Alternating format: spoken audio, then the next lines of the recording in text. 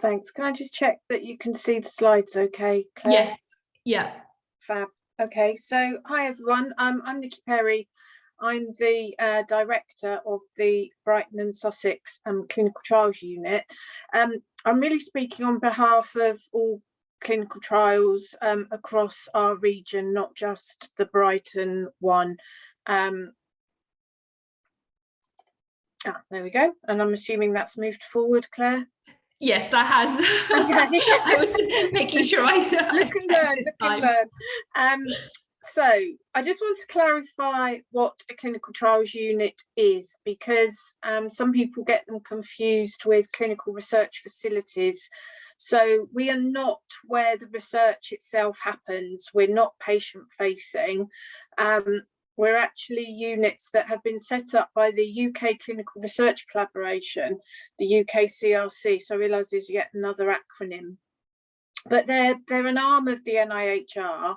And what the NIHR did was delegate the oversight of clinical research, the governance, the management to the UK CRC. So under their remit, they set up clinical trials units with a specific remit to be involved in right from the design aspect of a study right through to the management of the study, the conduct, and then we also help with the analysis and publications.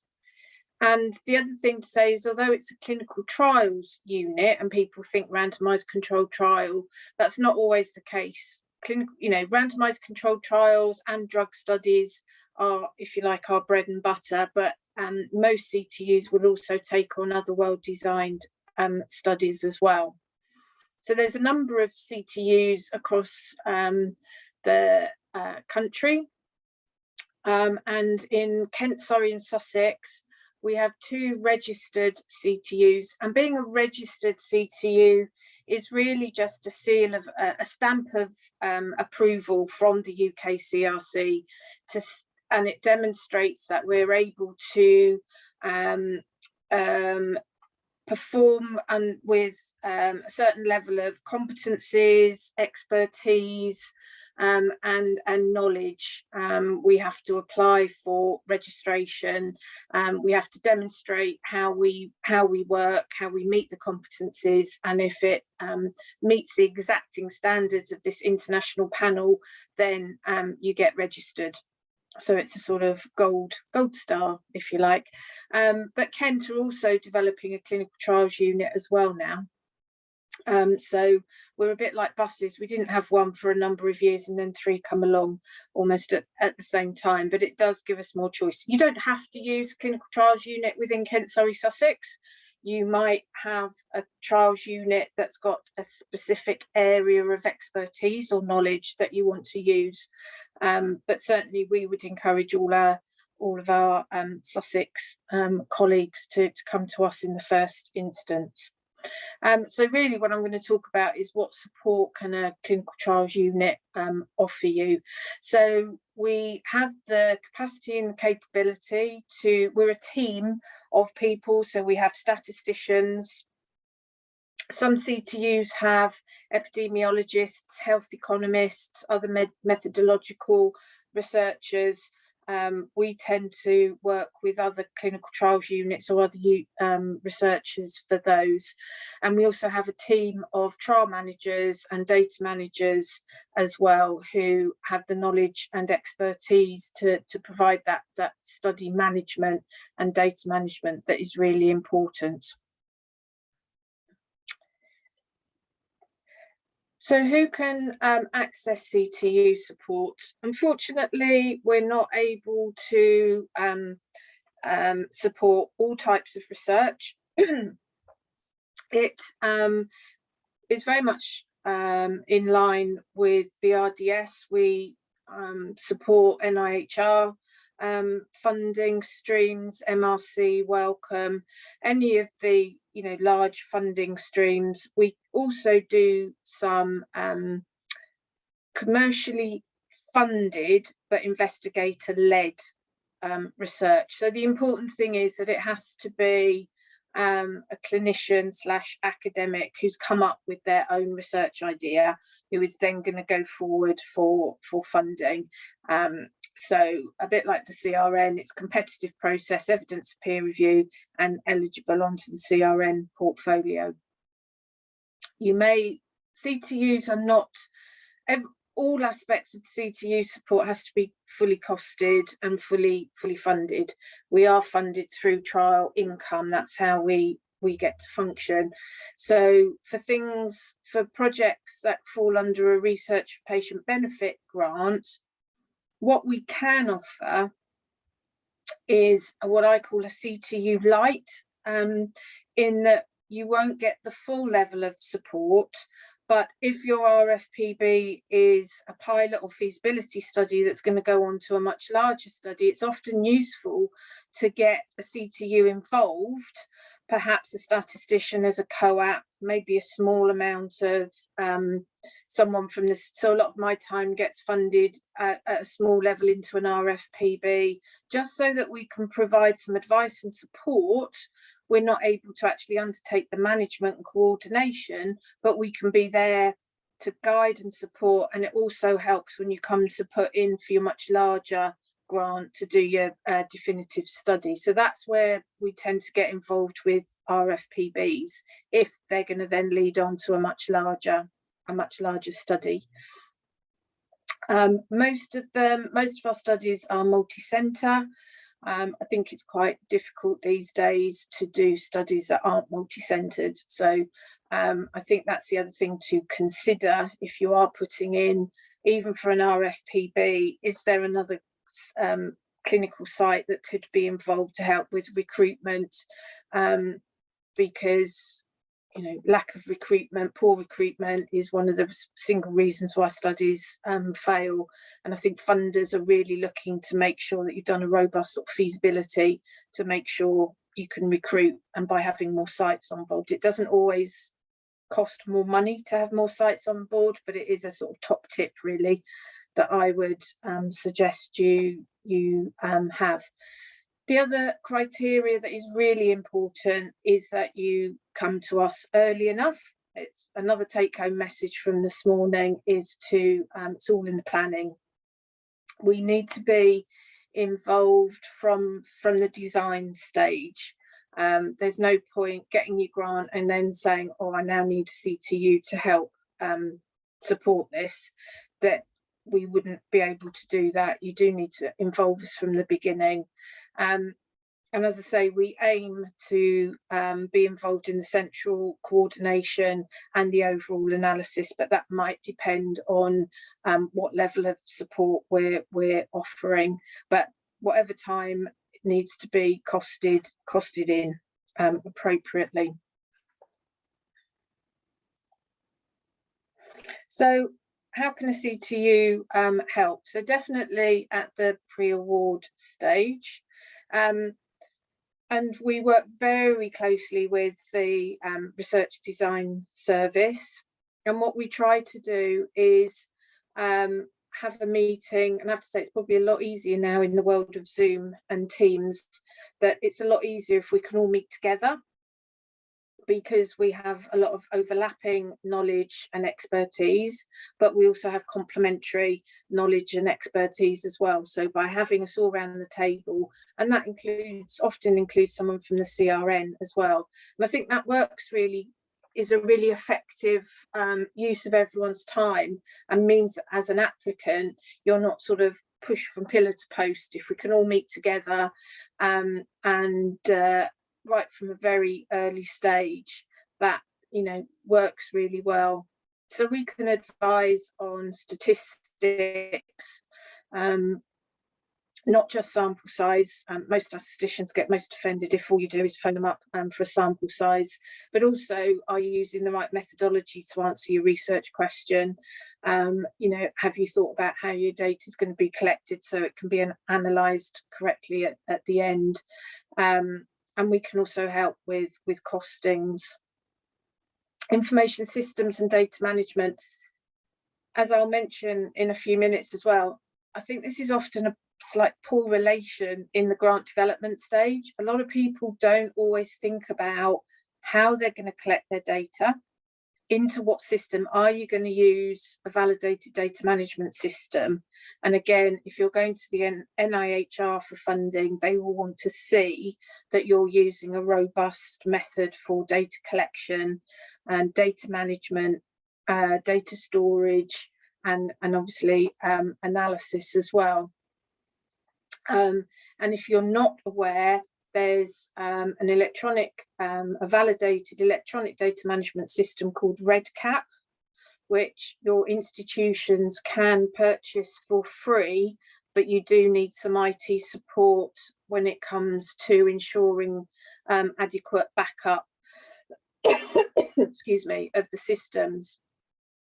But it's something that we've just adopted within the Brighton and Sussex Medical School. I'll put a link into the chat when I've finished my talk in case you're interested. But do think about your data management. You know, what data do you want to collect? How are you going to collect it? Where is it going to be stored? Because all of that has a resource and a cost implication as well. And the more you think about it at the beginning, the easier it is to transition from pre-award to post-award, because you've actually done a lot of the thinking already. Sometimes people come to us and say, oh, it's only a stage 1 application, I just need ballpark. And we would again advise to do as much planning and thinking as you can. And as has been previously mentioned about the SOECAT, the costing tool, you might not need that validated until stage 2, but we strongly suggest that you have a go at filling it in at stage 1, because it really gets you thinking about how your study is going to be run, how it's going to be managed, what data you're collecting, by whom, how often, and again, because that does have cost and resource implications. So a lot of planning goes in. If you're not successful, then it's rarely work wasted, because you could tweak it and reapply, or maybe find another funder that might fund your project. And it's a really good learning process as well, especially when you're doing it with the support of us and the RDS and the CRN. We would also advise on quality management. So we would suggest a risk assessment, because again, if your study comes out as quite a high risk, then that might mean that you need more input, more resources, more monitoring, and also advice about what regulatory and governance requirements are needed. And then, as I said, clinical trial operations, at grant application stage, we would advise on what level of trial manager you need, what data management, level of data management you need, how much monitoring, be that on-site, remote, etc. Because again, the NIHR will want to see that you've thought about all those management and governance issues, and that's really where we can advise at a pre-award level. So post-award, so we've helped you put the grant in and it's been successful.